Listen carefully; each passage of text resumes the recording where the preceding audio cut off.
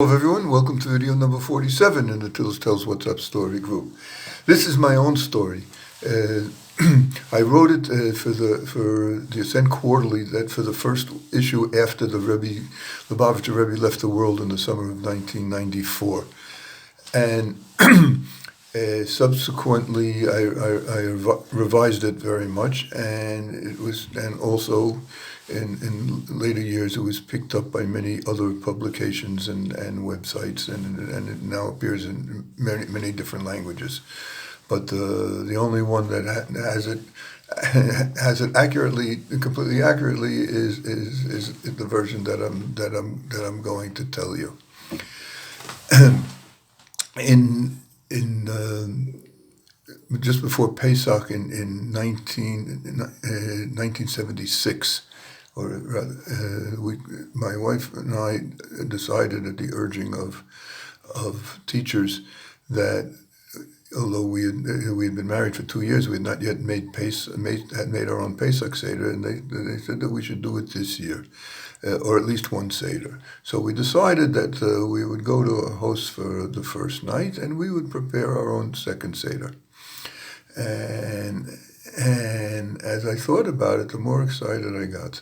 The custom then in Crown Heights was after Mincha, before sunset, the Rebbe would give a piece of his own matzah to anyone who passed by his office.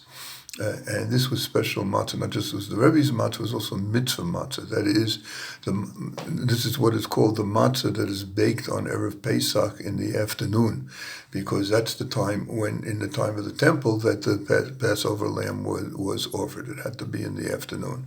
After Mincha, and Mincha was usually prayed early in that situation.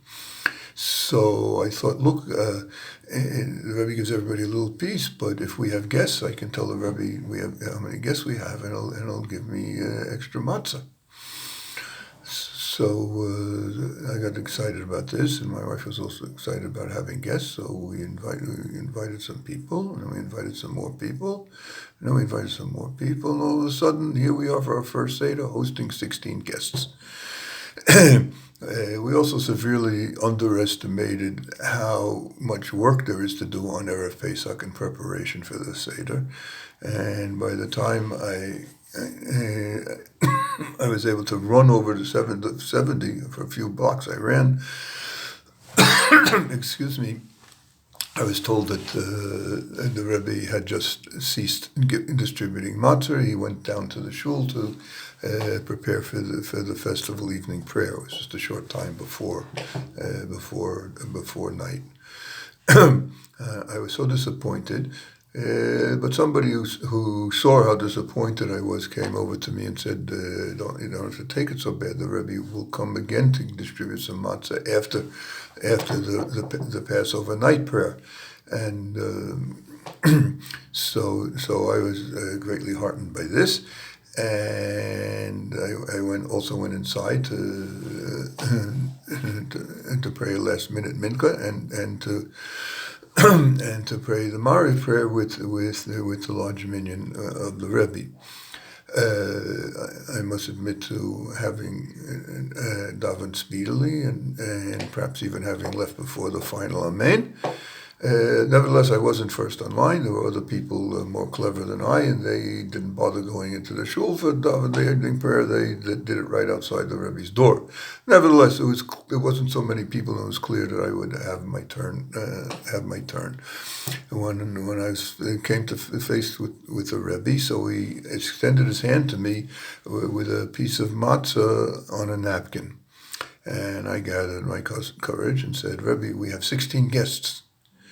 Rebbe stared at me for a moment, and then he started turning around because it was behind him, 180 degrees behind him, was the piles of matzah from which he was taking pieces to distribute.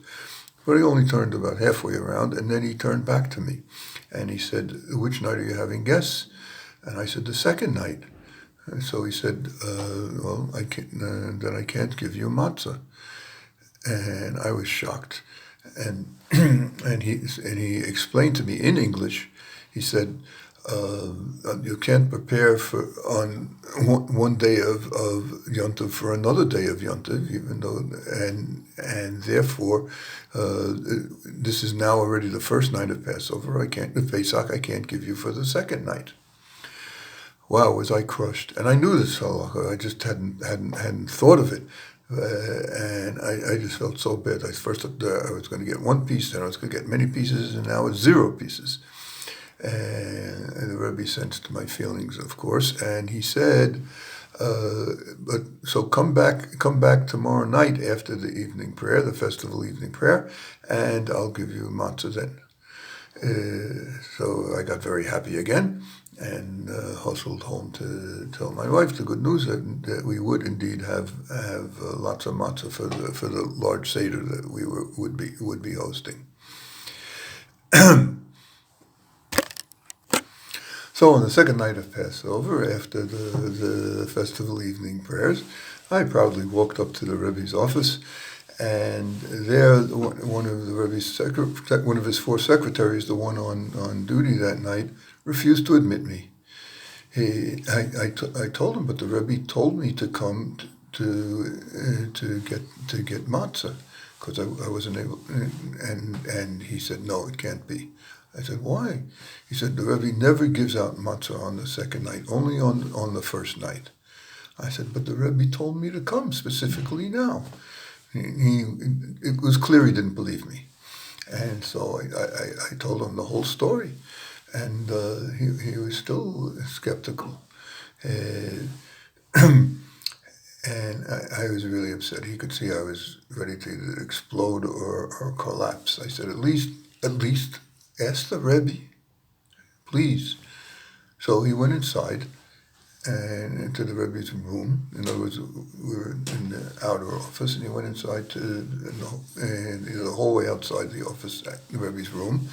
And he went inside, and a few minutes later he came back with a large amount of matzah wrapped in brown paper, and gave it to me. He said, the Rebbe said to give you this. That was all he said. Now, how did the Rebbe know to ask me which night we were having guests? I can't answer you that. I can only say that I was exhilarated that the Rebbe made an exception for me on both nights to tell me to come and to give me the matzah. I know he didn't ask that of anybody that was in front of me on the line, and I know he didn't ask that of anybody else that I asked about it during the week of the festival. Some people even said that I may be the first person ever to get matzah on the second night of Pesach from the Rebbe, based on the secretary's position, who didn't want to believe me. In any case, I don't know about the 16 guests that we have, but I still remember very clearly the matzah from the Rebbe, which of course I don't have anymore, but I'm still telling the story.